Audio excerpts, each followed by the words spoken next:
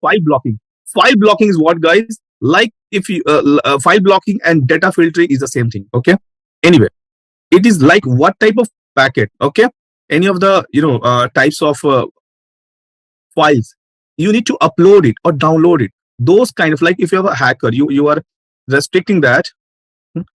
File blocking policy. So guys, what is file? You see that block all risky file types. It's a name created, right? What are the file types? All are the file. These are the risky file types: 7z, bat, tab, chs, class, cpl, dll dot. These are all are the file types. Okay, hlp, hta, zar, msi. We don't know even what are those types, but these are the file types. Torrent. You see that torrent, vibe. Even the files, encrypted files.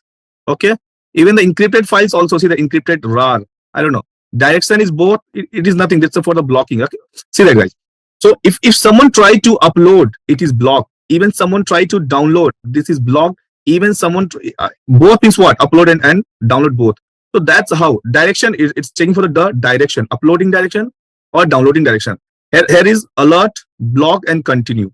We know what is continue, right? So that's how you can take an action. Whatever the files, log all other file types. Okay, application is any, file types it's also mentioned any, direction is both. Okay. So that's very easy. Okay, you can just create. They have already mentioned all types of file. If you want to allow or you want to block. So like if someone try to access, like if you have some FTP server, okay, in FTP server, like you have a rule for the FTP server.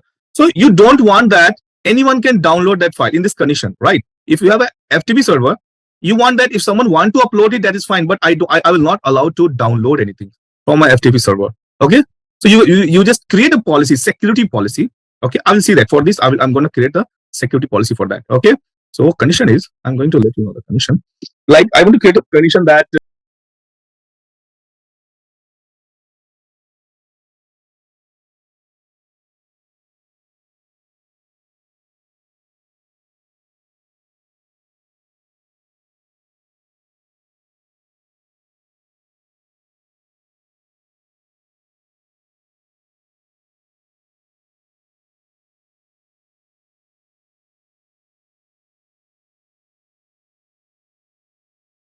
suppose, guys, firewall, and inside, in the inside I have a one of the IP. I don't know the IP, but I'm just going to give the IP 172.16.1.10. Okay, 1.10 is it inside, right? This is according to our topologies.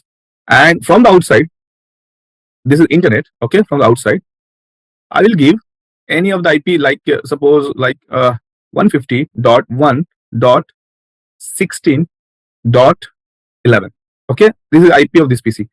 So I have allowed that this PC want to access this outside user can access if could. This is my FTP server, guys. Okay, this is my FTP server. Okay, so I will create a one policy where source is from, where is the source, guys? Outside. Okay, source zone. Okay, outside, and source is source IP 150.1.16.11. That's fine. Destination zone inside,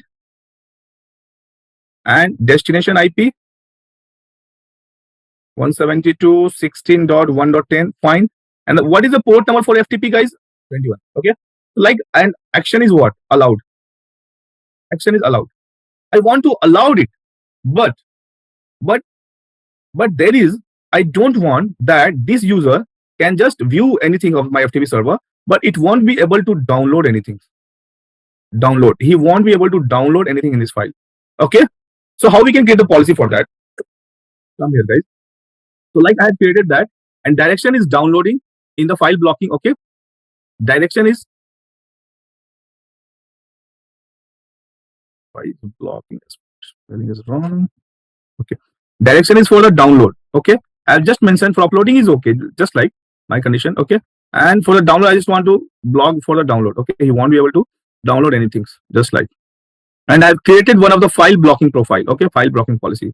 Now come to the policy, and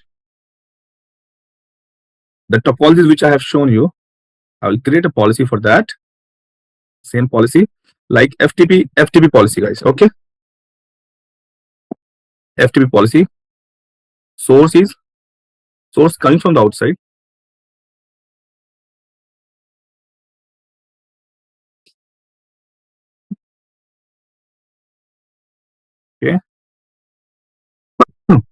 And source IPs, I know that I have mentioned 150.1.16.11. Okay, this is my source IP. Okay, come to the destination for that, coming from the outside to inside, and destination IP 172.16.1.10. That's it. Action, and the port number is, let's check in the application if the FTP is there. The application FTP is there, guys. The same thing, either allowed the FTP or either from the services you can allow port number 21. Both are the same. So I have allowed from the application. Come to the action is allowed. Okay, guys.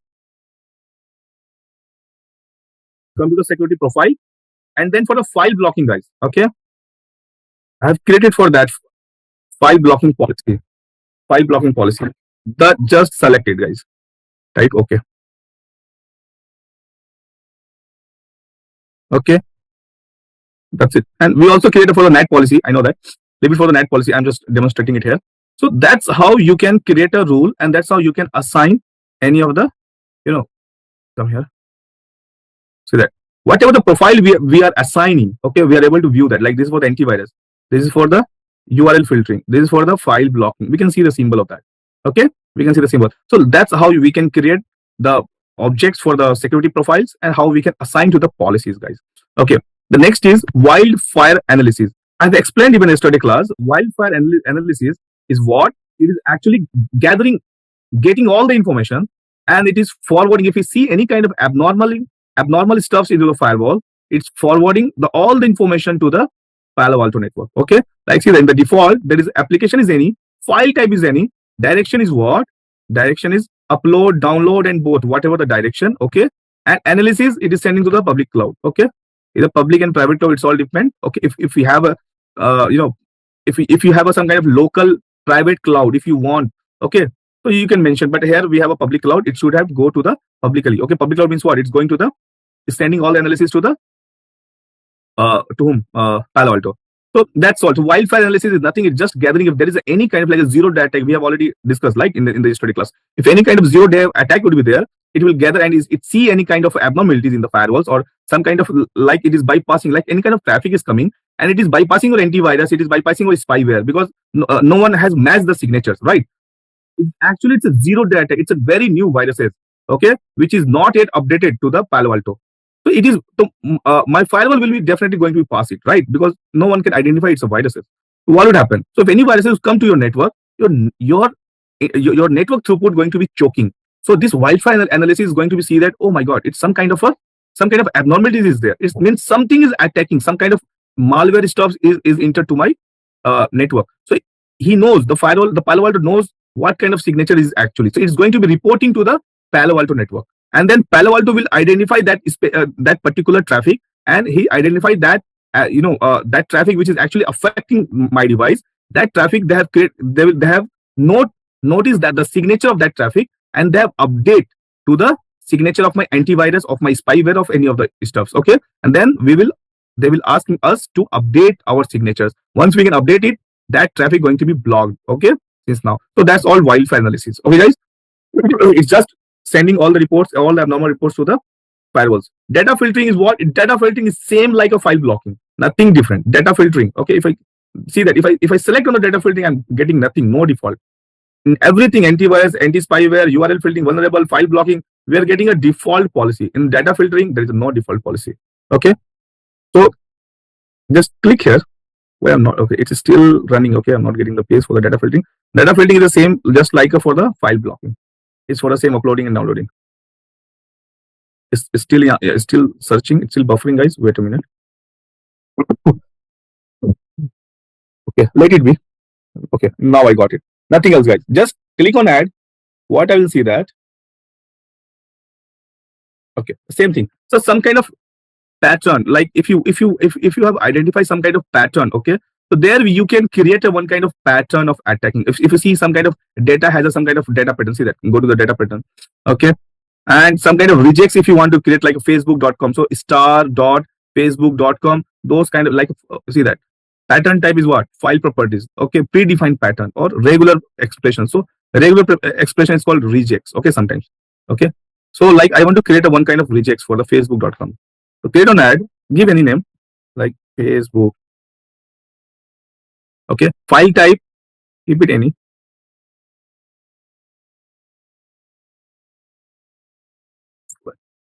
It will give us the file name. It's very slow, I don't know. Anyway, and here give the data pattern. What kind of the pattern of the data? So like I want to block star dot facebook.com. So this kind of data, whenever it comes, give the name and in just Facebook. So the star dot facebook, this kind of data would come, it's going to be notified. Okay, any kind of data would be. I'm just taking example of that Facebook. Okay, it actually belongs to the URL, but I'm just taking any kind of data pattern. If you know the regex for that, you can mention for a data pattern. That is not important. All our data pattern blocking we are doing by the file blocking. Okay, so again giving me the latency here is very slow.